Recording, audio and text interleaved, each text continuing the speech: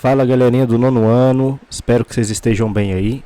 Nesse vídeo, nós vamos dar continuidade nos nossos conteúdos de história, Vamos aqui fazer a atividade 5.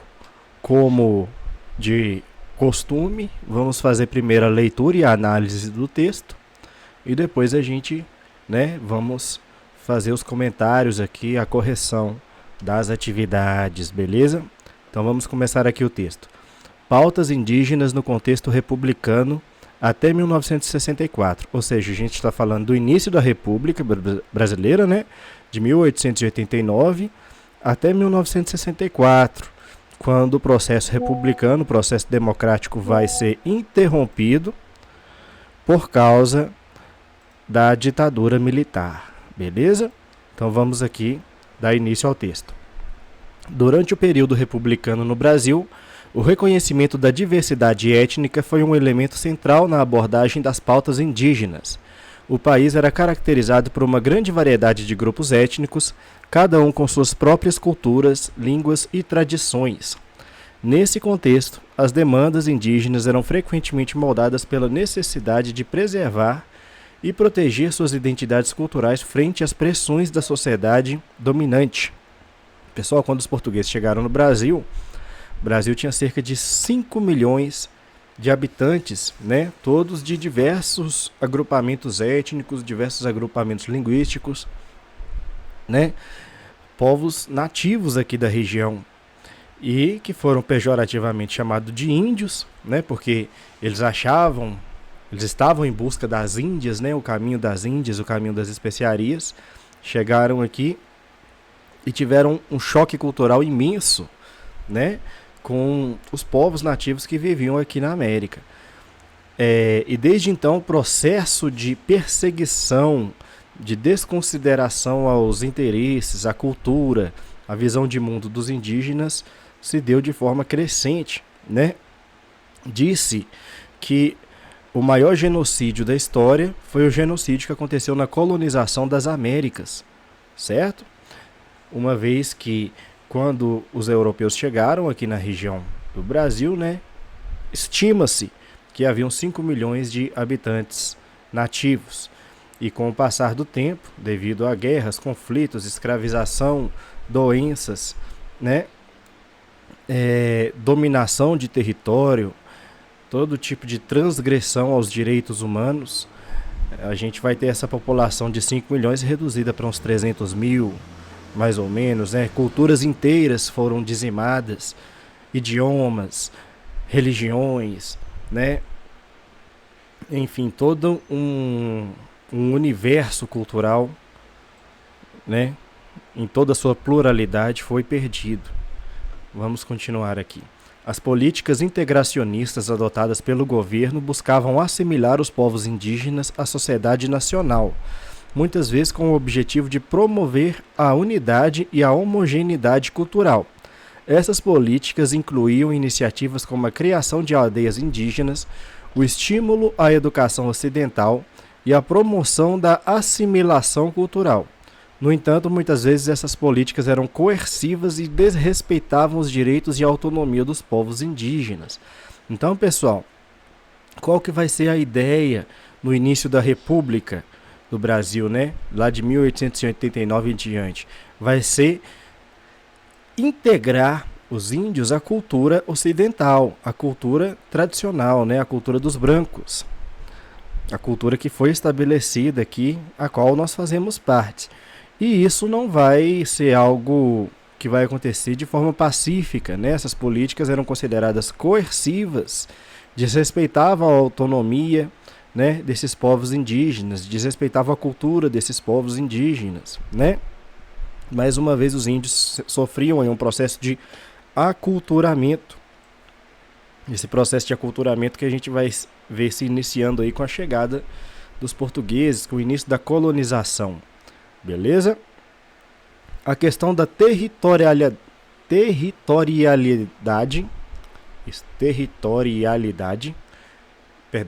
A questão da territorialidade indígena foi uma fonte constante de conflito durante o período republicano.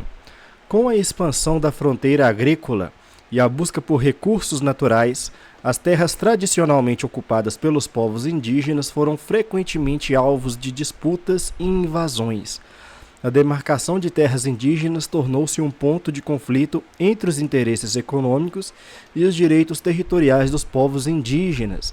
Então, as terras indígenas vão começar a ser ambicionadas para quê? Para a produção agrícola, né? E a luta entre o setor agrário e os interesses dos povos indígenas vai se estabelecer de forma forte aí, né? Como um aspecto muito marcante aí da sociedade brasileira. Continuando aqui, as missões religiosas desempenharam um papel significativo na vida e cultura das comunidades indígenas durante o período republicano. Muitas vezes, as missões buscavam converter os indígenas ao cristianismo, ao mesmo tempo em que exerciam influência sobre sua organização social e cultural. Ou seja, a gente vai ter mais uma vez, né, uma intromissão na autonomia cultural, no sistema de vida desses índios, né? Aqui, ó, tentando extrair deles a visão tradicional, né, a visão de seus ancestrais, e incutir neles a visão do cristianismo, a visão que é o símbolo do Ocidente, da dominação, do colonialismo, beleza? Embora algumas missões tenham desempenhado um papel positivo na proteção dos direitos dos povos indígenas, outras foram responsáveis por práticas coercivas e pela destruição de suas tradições culturais. Então não vai ser de todo negativo, né, pessoal? A gente vai ter algumas missões que vão trabalhar a favor dos interesses indígenas, né, defendendo que eles tenham seus direitos às suas terras, defendendo que eles tenham direito à sua autonomia, né? Mesmo dentro de uma perspectiva cristã, né? Mas outras aí vão incutir uma prática coerciva, né? Uma prática de destruição da cultura, uma destruição dos costumes, né? Das tradições dos indígenas. Vamos lá. Os conflitos fundiários foram uma consequência direta da ocupação territorial e exploração econômica nas áreas indígenas durante o período republicano. A expansão da fronteira agrícola, a mineração e outras atividades econômicas frequentemente resultavam na invasão de terras indígenas, levando a conflitos violentos e à perda de território para os povos indígenas. Perda de território dos povos indígenas, né? Há um erro aqui no texto.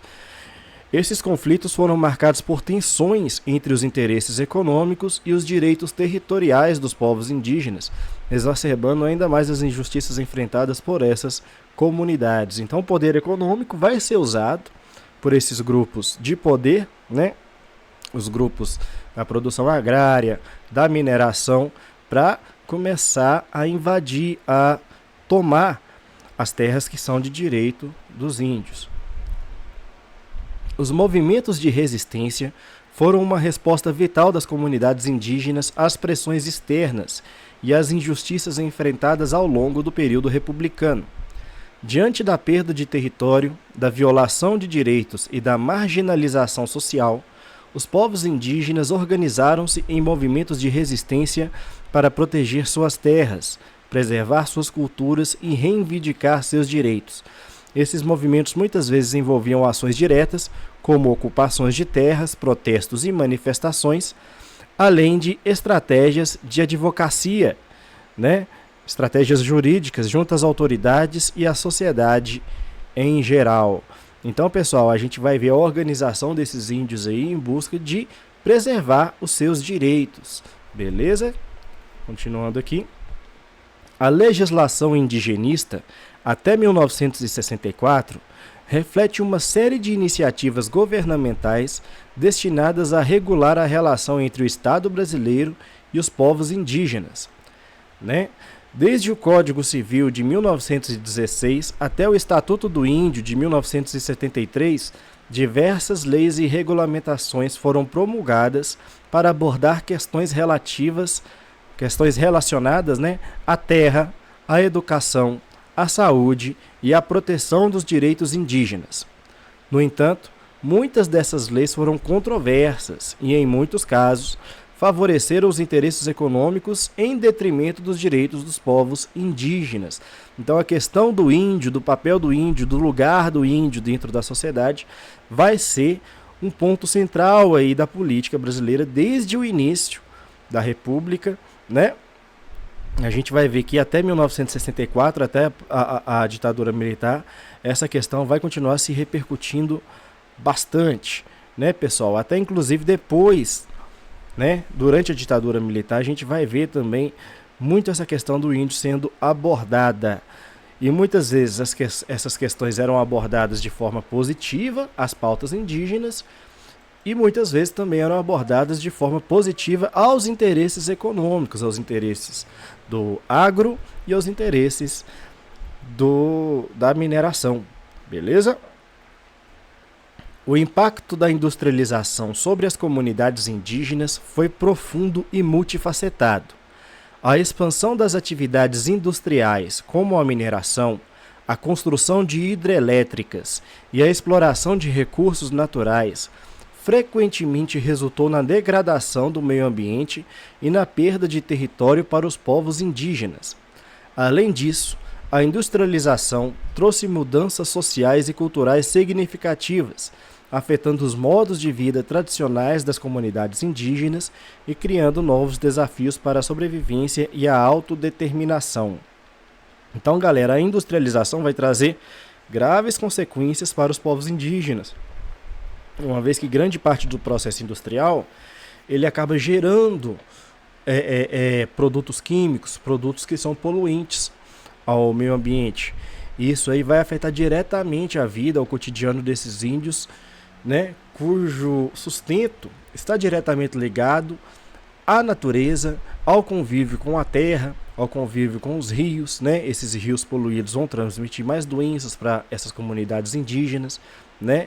Então vai haver uma série de dificuldades também, a questão também da localidade, do acesso a recursos, né? Do acesso à assistência do Estado, muitas vezes vai ser uma constante, né? Dentro desse contexto aqui, beleza? As políticas de tutela e assistencialismo adotadas pelo Estado brasileiro refletiram uma abordagem paternalista em relação aos povos indígenas, né? O que é uma abordagem paternalista? É a ideia de que a questão indígena é uma responsabilidade do Estado, é uma responsabilidade do governo. Durante o período republicano, o governo implementou uma série de programas e políticas destinados a proteger e civilizar os indígenas, né? Civilizar é o que? Incluir eles dentro da cultura ocidental, né? Dentro dos nossos costumes. Priorizar os nossos costumes em detrimento aos costumes deles, né? Destinados a proteger e civilizar os indígenas, muitas vezes sobre a justificativa de promover seu bem-estar e integração à sociedade nacional, né? Essa questão da integração à sociedade nacional, esse discurso vai ser muitas vezes usado para poder justificar o aculturamento das comunidades indígenas, né, dos grupos indígenas. No entanto, essas políticas muitas vezes foram paternalistas e desrespeitosas da autonomia e dos direitos dos povos indígenas, perpetuando assim relações de dominação e subordinação. Beleza? A presença indígena na cultura brasileira é inegável e profunda, permeando diversos aspectos da identidade nacional, desde a culinária até a música, passando pela língua, arte e tradições religiosas. Os povos indígenas contribuíram significativamente para a formação e a diversidade cultural do Brasil. Sua herança é visível em festivais, celebrações, práticas religiosas e na linguagem cotidiana, destacando a importância de reconhecer e valorizar sua contribuição para a cultura brasileira. Beleza, pessoal? Contribuição dos indígenas aí na cultura brasileira. Continuando. As missões religiosas desempenharam um papel significativo na aculturação, O que é aculturação? É esvaziar um povo de sua cultura, né? Impor a esse povo considerado inferior, considerado atrasado, a cultura que é considerada evoluída, né? Desenvolvida, que no caso é a cultura dos europeus, a cultura ocidental, né? Tirar os índios de sua cultura e jogar a cultura dos europeus sobre eles. Né? Em termos mais simples, é isso mesmo. Né? Então, as missões religiosas, muitas vezes missões cristãs, desempenharam um papel significativo na aculturação dos povos indígenas durante o período abordado. Ao longo dos séculos, missionários de várias ordens religiosas chegaram ao Brasil com o objetivo de converter os indígenas ao cristianismo e integrá-los à sociedade colonial. As missões não apenas buscavam difundir a fé cristã, mas também impor padrões culturais europeus, resultando em uma profunda influência na cultura e identidade indígenas. Muitos aspectos das práticas religiosas tradicionais foram substituídos por rituais cristãos, e os costumes indígenas foram reinterpretados à luz da cosmovisão cristã, contribuindo para uma forma de aculturação que alterou fundamentalmente a vida e a identidade dos povos indígenas, né, pessoal? Então, o processo de raleamento cultural vai se intensificar cada vez mais, né, a partir aí das ações dessas missões religiosas, ok? Continuando aqui, a questão da expansão agrícola. A expansão agrícola teve consequências devastadoras para as terras indígenas e seus modos de vida. Com o avanço da colonização e a expansão das atividades agrícolas, as terras indígenas foram invadidas, desmatadas e exploradas para o cultivo de culturas comerciais, como cana-de-açúcar, café e cacau. Isso resultou na perda de território, recursos naturais e meios de subsistência para os povos indígenas, além de conflitos frequentes com os colonos e fazendeiros.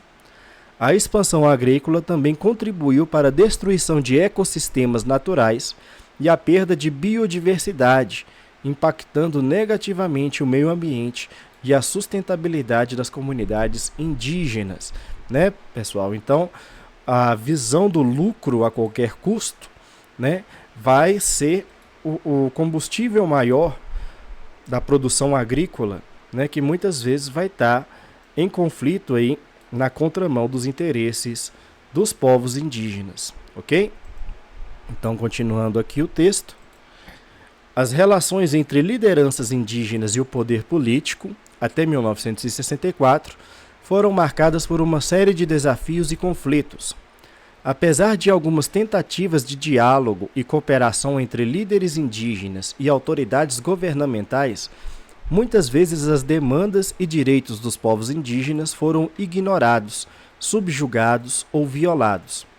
As políticas governamentais frequentemente priorizavam os interesses econômicos em detrimento dos direitos territoriais e culturais dos indígenas, resultando em tensões e conflitos recorrentes entre as comunidades indígenas e o Estado. Beleza, galera? Então a gente vai ver aqui muitas vezes os interesses econômicos, os interesses do lucro passando na frente, né, dos interesses indígenas. Continuando aqui, a construção e preservação da identidade étnica indígena foram desafios constantes ao longo do período republicano. Apesar das pressões externas para a assimilação e aculturação, ou seja, né, civilizar os índios, muitas comunidades indígenas resistiram bravamente, mantendo suas línguas, tradições, práticas culturais e sistemas de conhecimento ancestrais. A identidade étnica indígena foi construída e preservada por meio de narrativas históricas, rituais, danças, músicas e outras expressões culturais que foram transmitidas de geração em geração. Essa resistência cultural é um testemunho da resiliência e da força dos povos indígenas na defesa de sua identidade e autonomia. Beleza? O legado da colonização sobre as comunidades indígenas até meados do século XX é complexo e multifacetado. A colonização trouxe consigo violência, exploração, doenças e o deslocamento forçado para os povos indígenas, resultando em perdas significativas de vidas, território e autonomia. Além disso, a imposição de sistemas políticos, econômicos e culturais estrangeiros impactou profundamente as estruturas sociais e cosmovisões indígenas, alterando irreversivelmente suas formas de vida. No entanto, apesar desses desafios, as comunidades indígenas continuaram a resistir e a adaptar-se, buscando preservar suas identidades e culturas diante das adversidades impostas pela colonização. Né, pessoal? Então, quando a gente fala sobre a luta dos direitos indígenas, a gente está falando de uma luta histórica, de uma luta que vai começar justamente com a história do Brasil, né, com a história da colonização. As políticas de saúde e assistência médica voltadas para os povos indígenas no contexto republicano foram marcadas por uma série de desafios e limitações. Embora algumas iniciativas tenham sido implementadas visando atender a necessidades de saúde das comunidades indígenas, muitas vezes essas políticas eram insuficientes, inadequadas ou até mesmo prejudiciais. Exemplificando, podemos citar a criação de postos de saúde e hospitais em algumas áreas indígenas, a distribuição de vacinas e medicamentos, bem como a realização de campanhas de prevenção de doenças específicas. No entanto, essas ações muitas vezes não alcançavam todas as comunidades indígenas e a qualidade dos serviços de saúde prestados era frequentemente questionável.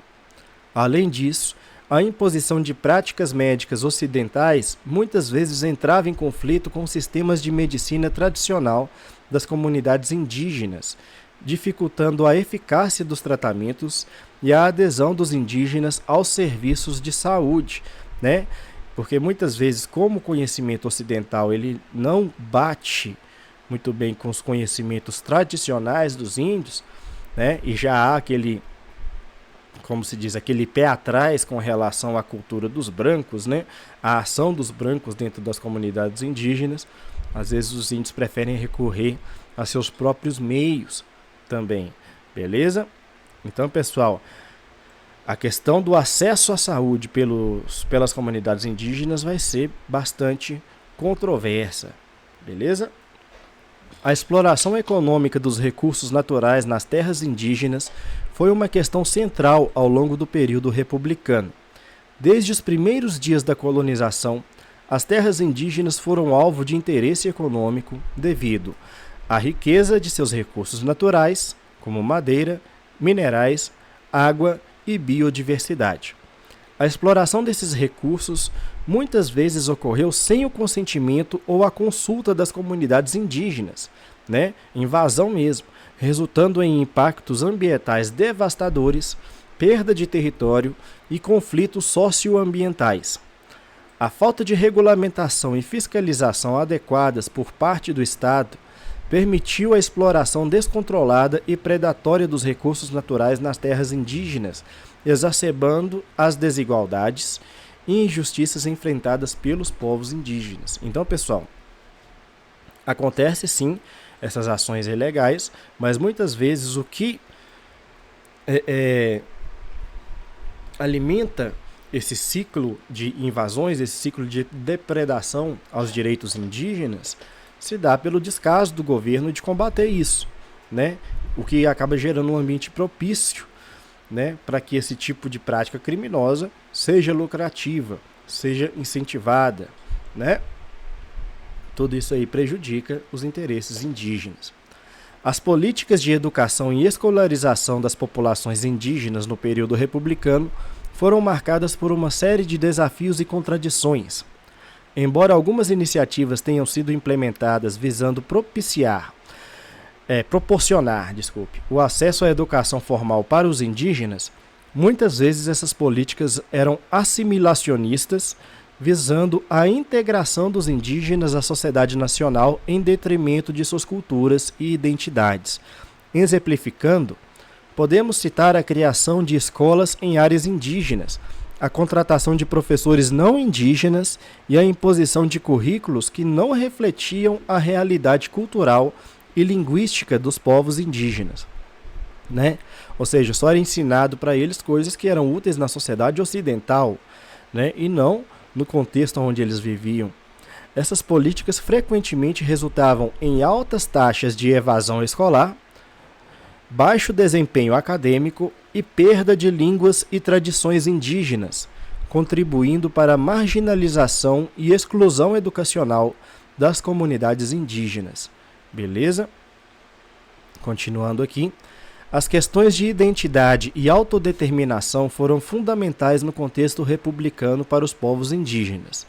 Diante das pressões assimilacionistas e do avanço da colonização sobre suas terras e culturas, os povos indígenas buscavam preservar suas identidades étnicas e afirmar sua autonomia política, social e cultural.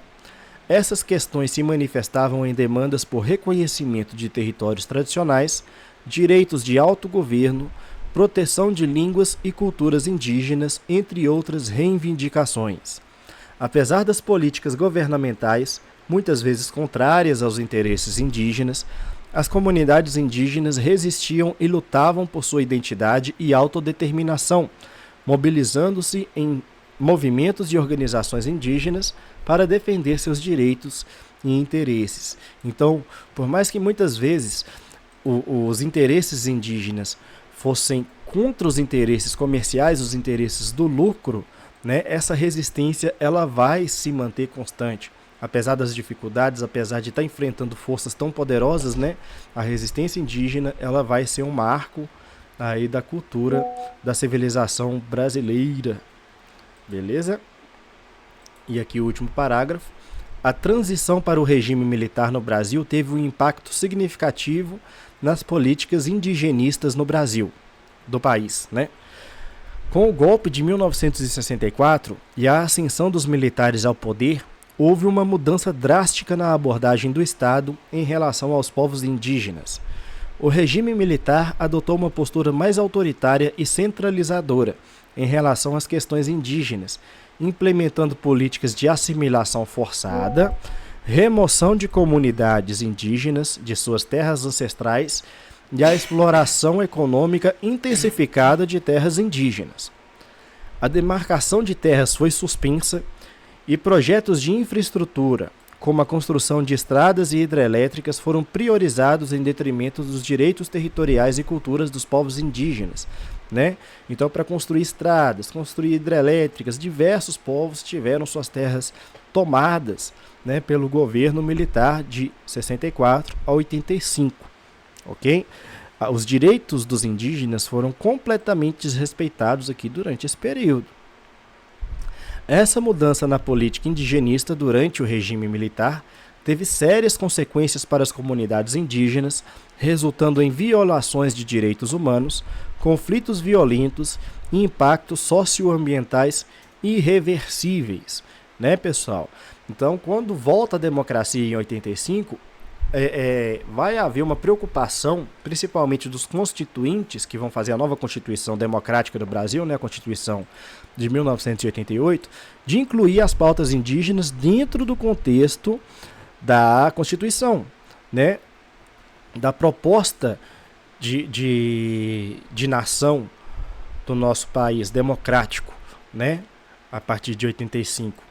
Então vamos seguir aqui, né, aos exercícios.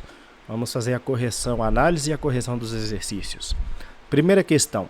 Qual era o objetivo das políticas integracionistas adotadas pelo governo no período republicano em relação aos povos indígenas?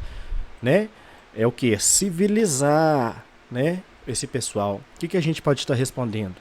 O objetivo era assimilar os povos indígenas à sociedade nacional, promovendo a unidade e a homogeneidade cultural, ou seja, uma cultura só. Homogêneo é aquilo que só tem uma forma, né? Então, é o que? É desprezar mesmo a cultura dos indígenas e impor a eles a nossa cultura. Beleza? A questão 2. Como as missões religiosas influenciaram as comunidades indígenas durante o período republicano? O que a gente pode estar respondendo sobre as missões religiosas, pessoal? As missões cristãs, né? Muitas delas inicialmente católicas e depois, muitas delas, né, evangélicas também. Vamos lá, o que a gente pode estar respondendo sobre essas missões religiosas nas comunidades indígenas? Elas buscavam converter os indígenas ao cristianismo e exerciam influência sobre sua organização social e cultural, ou seja, alteravam a organização social e cultural que já era da tradição, que já era cultural dessas comunidades. Terceiro, qual foi uma das principais consequências da expansão agrícola para as terras indígenas durante o período republicano? Né? De que forma a expansão agrícola, da produção agrícola sobre os territórios indígenas vai impactar essas comunidades? O que a gente pode estar respondendo? A invasão das terras indígenas, desmatamento e exploração para o cultivo de culturas comerciais. Né? A gente vai ter aqui esses principais fundamentos. Opa, acho que eu fiz coisa errada aqui.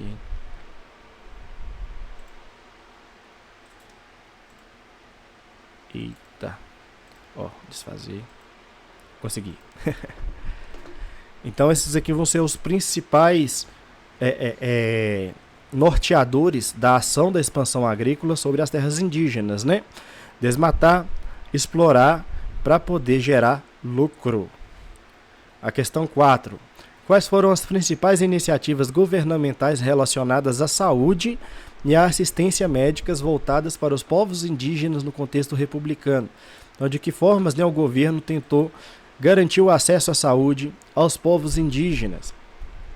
Né, através da criação de postos de saúde e hospitais em algumas áreas indígenas, distribuição de vacinas e medicamentos, além de campanhas de prevenção de doenças. Né? Essas aqui são as tentativas do Estado de garantir que as comunidades indígenas tenham acesso à saúde. Só que muitas vezes essas políticas, né, eram controversas, porque o acesso à saúde não era de tão boa qualidade, né?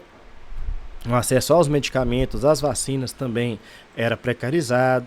Então haviam diversas questões aí que tornavam esse assunto controverso, pessoal. A questão 5. Como as comunidades indígenas resistiram às pressões externas e injustiças enfrentadas ao longo do período republicano? Né, sobre a resistência dos indígenas aqui, pessoal. Né? Como é que aconteceu? Eles organizaram-se, né, em movimentos de resistência para proteger suas terras, preservar suas culturas e reivindicar seus direitos. Beleza? Aqui a questão 6. Quais foram os principais pontos abordados pela legislação indigenista até 1964? Ou seja, durante, né, esse período aí da nossa Primeira República e o pós-era Vargas também, né? Como que eram abordadas as questões indigenistas dentro da lei, né? Qual que era o objetivo?